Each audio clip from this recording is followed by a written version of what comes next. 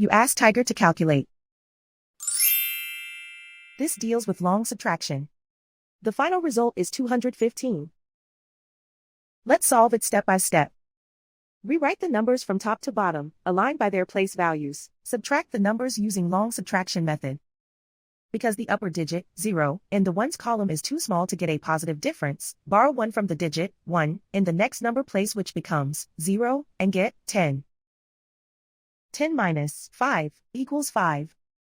Because the upper digit, 0, in the tens column is too small to get a positive difference, borrow 1 from the digit, 3, in the next number place which becomes 2, and get 10.